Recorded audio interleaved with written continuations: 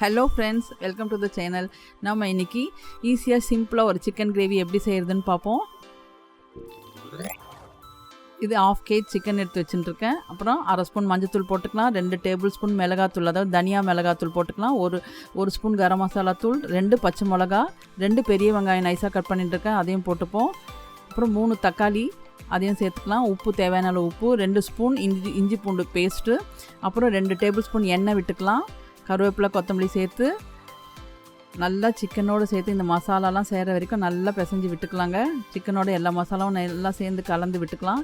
அப்புறம் தண்ணி லைட்டாக தெளித்து விட்டால் போதும். தெளித்து விட்டு நல்லா கலந்து விட்டுக்கோங்க.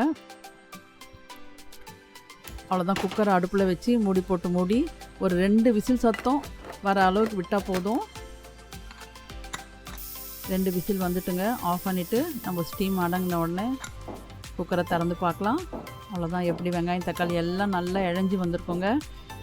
இதில் கொஞ்சோண்டு ஒரு கொட்டை புளி ஊற வச்சுருந்தேன். அந்த புளி கொஞ்சம் கரைச்சி சேர்த்துக்கலாம். டேஸ்ட்டு நல்லாயிருக்கும். கொஞ்சம் நேரம் அடுப்பில் வச்சு இது பண்ணலாம். அடுப்பில் வச்சு கிளறி விட்டுக்கலாம்.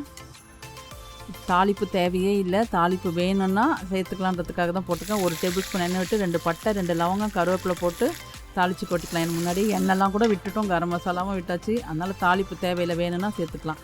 குழம்பாக இருக்கணுன்னா இந்த பக்கத்துலேயே எடுத்துக்கலாங்க. கிரேவியாக வேணும்னா இன்னும் கொஞ்சம் நேரம் கொதிக்க விட்டு எடுத்துக்கலாம். கொத்தமல்லி தூவி இறக்கிக்கலாம். அவ்வளோதான், சிக்கன் கிரேவி ரெடி ஆகிடுச்சு. வெங்காயம் தக்காளி எதுவுமே நம்மளுக்கு தெரியவே தெரியாது, நல்லா இழஞ்சி வந்திருக்கும்.